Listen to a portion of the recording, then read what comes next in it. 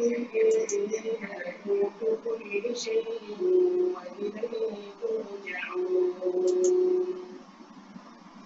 الله الرحمن الرحيم والصافات صفا فالزاجرات زجرا فالتاليات ذكرا إن إلهكم رب السماوات والأرض وما بينهما. Selamat pagi anak-anak semua. Pagi Bu. Pagi Bu. Gimana nih kabar kalian semua? Alhamdulillah sehat. Alhamdulillah sehat Bu. Kalau yang bisa on cam boleh ya. Sebelum kita memulai pelajaran, alangkah baiknya kita membaca doa bersama-sama sesuai kepercayaannya masing-masing. Doa dimulai. Amin. Selanjutnya, hari ini kita akan belajar IPS ya anak-anak. Sebelumnya, minggu lalu kan saya sudah jelaskan ya secara umum apa itu interaksi sosial, norma, dan lembaga sosial kan ya. Nah, dan kemarin juga kita sudah membagi kelompok untuk melakukan diskusi untuk mencari permasalahan terkait bab kemarin kan ya. Hari ini kita lakukan presentasi kelompok ya. Apa kelompok 1 sudah siap? Sudah, Bu. Boleh langsung saja kelompok 1. Baik, Bu.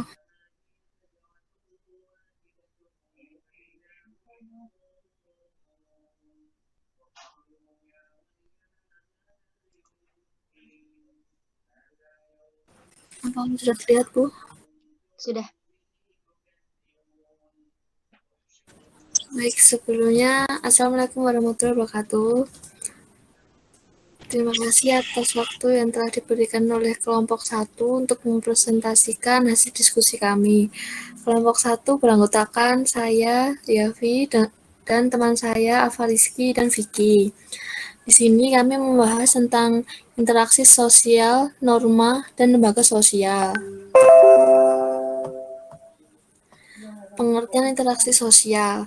Interaksi sosial adalah hubungan antara orang perorangan, antara kelompok manusia, maupun antara orang perorangan dan kelompok manusia.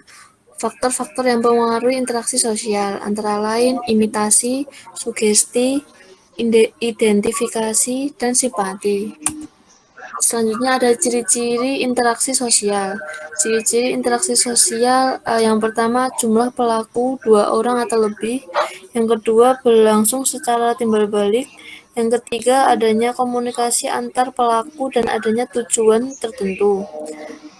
Yang selanjutnya ada bentuk interaksi sosial, antara lain asosiatif dan disosiatif.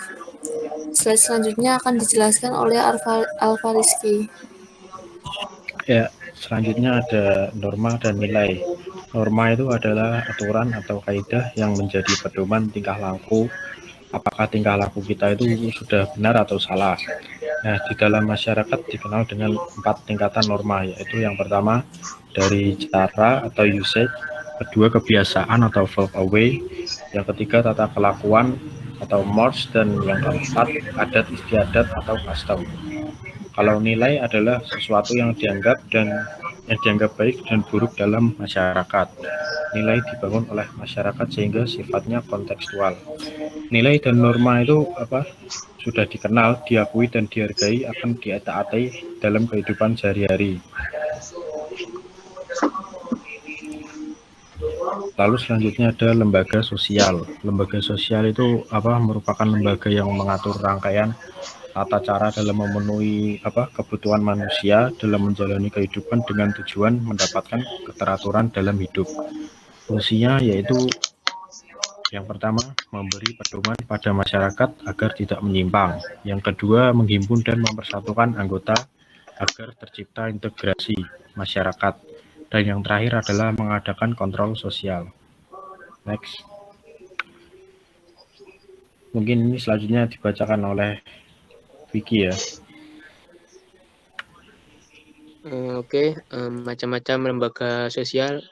Yang pertama ada lembaga keluarga, yang kedua lembaga ekonomi, yang ketiga lembaga politik, yang keempat lembaga pendidikan, dan yang terakhir lembaga agama. Kesimpulan bahwa interaksi sosial yang terjalin secara berpola itu akan menghasilkan lembaga sosial. Nah, syarat norma sebagai lembaga sosial yaitu sebagian besar masyarakat menerima norma tersebut. Norma tersebut menjiwai seluruh warga dalam sistem sosial. Nah, dalam penentuan kebutuhan manusia diperlukan suatu lembaga yang mengatur pemenuhan berbagai jenis kebutuhan manusia. Terima kasih. Baik, terima kasih. Apakah ada yang ingin menanggapi atau memberi pertanyaan?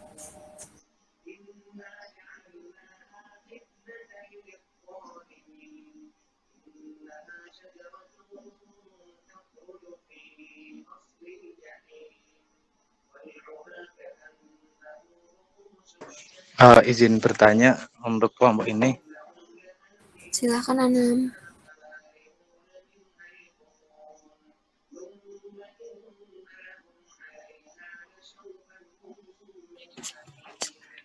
Pertanyaannya,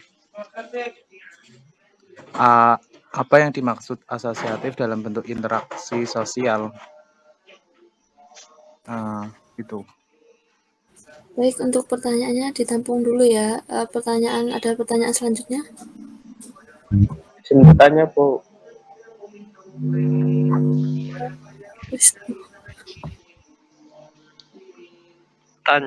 Tanyanya, apakah ada bentuk-bentuk di dalam proses asosiatif? Oke, pertanyaan ditampung dulu ya, teman-teman. Adakah pertanyaan lagi?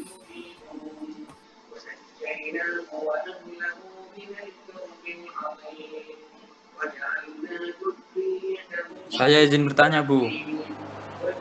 Ya, silakan Fajar. Seperti apa lembaga Kakak. ekonomi itu, Bu? Kak Karina, Bunda.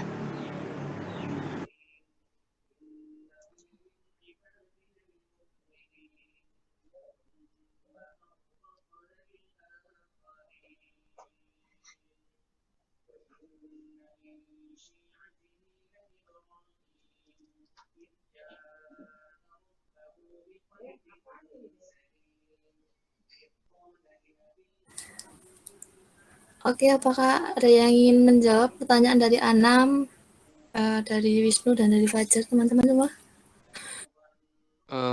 Izin menjawab pertanyaan dari Anam. Pertanyaannya itu apa yang dimaksud asosiatif dalam bentuk interaksi sosial kan? Iya benar, sahabat Jumfis. Oke. Proses asosiatif itu terjadi apabila seseorang atau sekelompok orang itu melakukan suatu interaksi sosial yang mengarah kepada kesatuan pandangan. Apakah bisa diterima?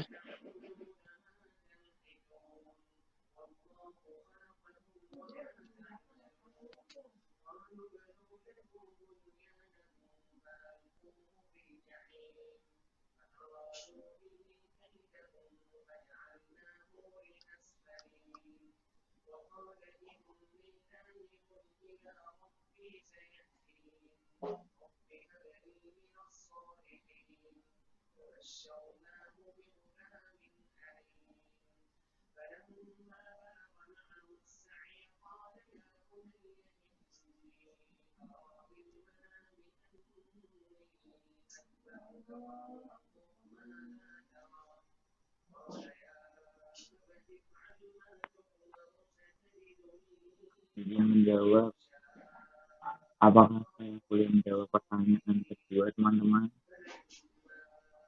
Boleh, Robertus. Di pertanyaan dari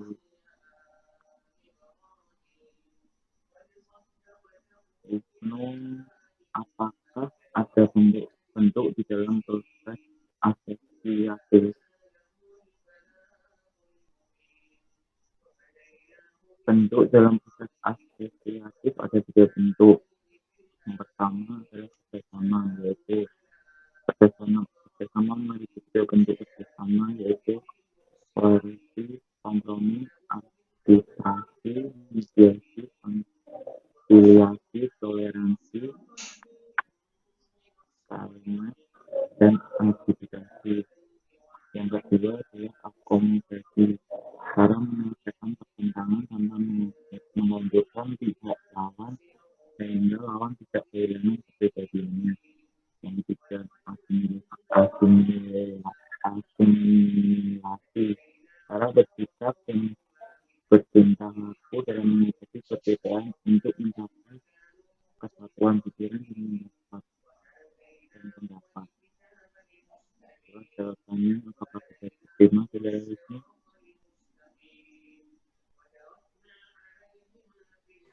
Ya, baik. Terima kasih jawabannya.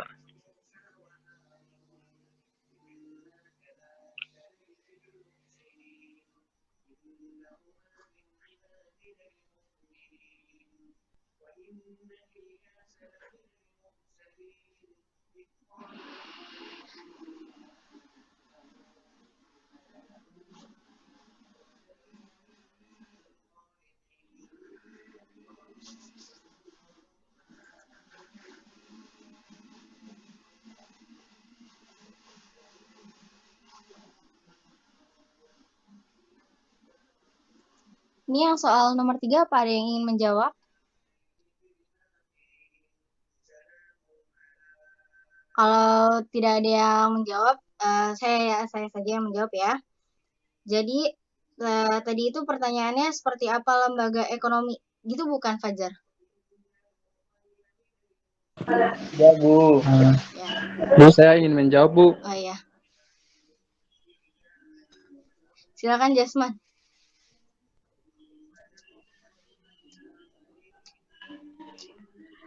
Yang pertanyaannya tadi itu seperti apa lembaga ekonomi ya, Bu? Itu lembaga ekonomi bertujuan mengatur bidang-bidang ekonomi untuk mencapai kesejahteraan dan terpenuhinya kebutuhan masyarakat. Ya, Bu. Terima kasih.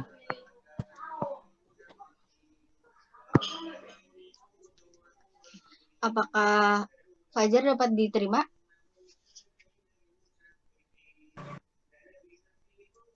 Baik, sudah diterima, Bu.